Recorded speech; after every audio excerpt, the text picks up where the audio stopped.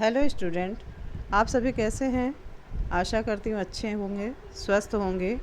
मैं रंजना मलविया आज आपको हिंदी यानी मंजरी पाठ के पहला पाठ चिर महान पढ़ाऊँगी। इसमें बच्चों सबसे पहले आप शब्दार्थ लिखेंगे। शब्दार्थ है जैसे चिर महान, दीर्घ काल तक, जग जीवन, संसार के लोगों के जीवन में, सत्य प्राण जिसका हृदय सत्य से भरा हो, मानव के हित समान जो समान रूप से मनुष्य की भलाई करने वाला हो, अंधभक्ति बिना सोचे समझे किसी के प्रति निष्ठा का भाव रखना, अखिल संपूर्ण सारा, परित्राण पूर्ण रक्षा, विहान प्रातःकाल या भोर। कविता है।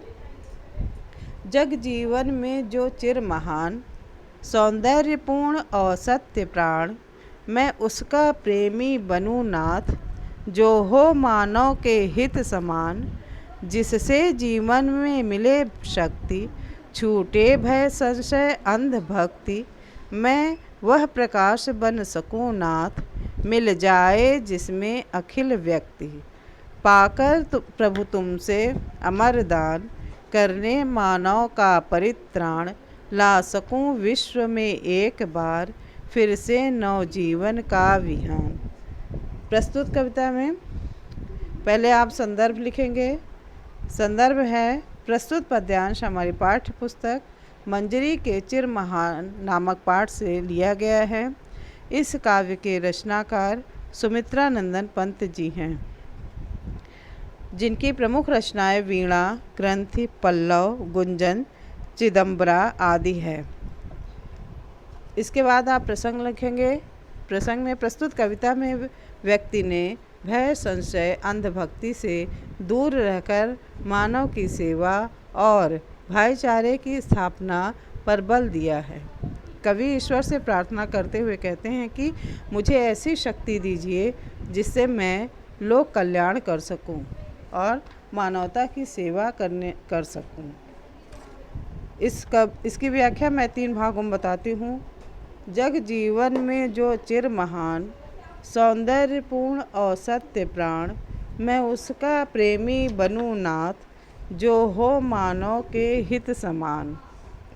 कवि प्रार्थना करते हुए कहते हैं कि हे प्रभु, मैं उसका प्रेमी बनूं जो समान रूप से मनुष्य मात्र का कल्याण करने वाला हो, संसार रूपी जीवन में जो दीर्घ काल तक रहने वाला हो, श्रेष्ठ सौंदर्य से परिपूर्ण और हृदय में सत्य धारण करने वाला हो।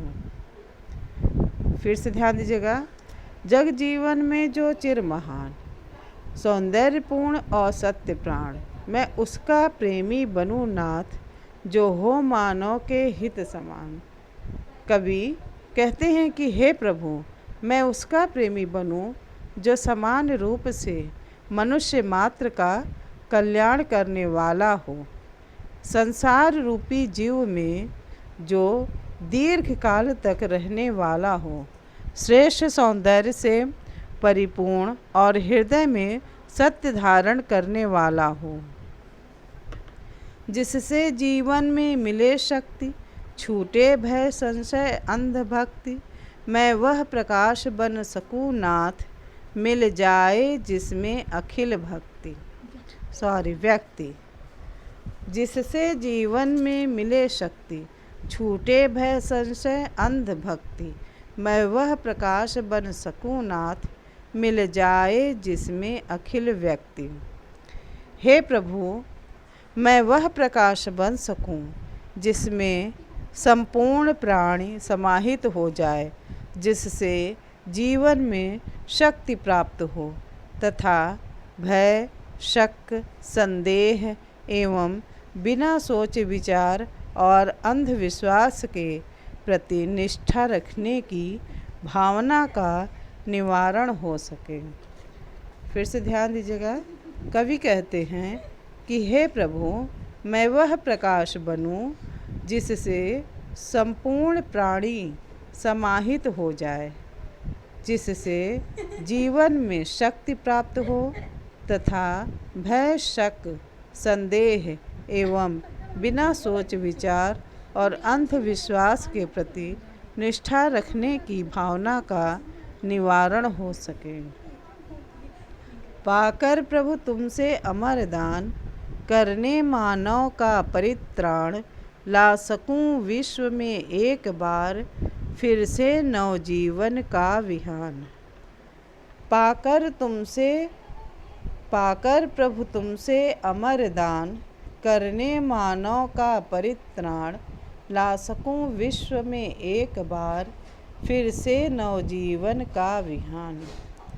कवि कहते हैं कि हे प्रभु, तुमसे संसार के मनुष्य मात्र की पूर्ण रक्षा का वरदान प्राप्त करने में मैं कृतज्ञ हूँ। कवि कहते हैं, हे प्रभु, तुमसे संसार के मनुष्य मात्र की पूर्ण रक्षा करने का अमरदान प्राप्त कर मैं कृतज्ञ हूँ। मुझे ऐसी शक्ति दो कि मैं एक बार पुनः नवजीवन का प्रातःकाल ला सकूं, अर्थात प्राणी मात्र को सुखी तथा समृद्ध बना सकूं। धन्यवाद। बच्चों, इसे ध्यानपूर्वक करिएगा। संदर्भ पहले फिर से समझा रही हूँ। पहले शब्दार्थ, उसके बाद संदर्भ, प्रसंग, व्याख्या और भाषा की बात में से अभी हम कुछ नहीं कराते हैं। आज के दिन बस इतना ही। धन्यवाद।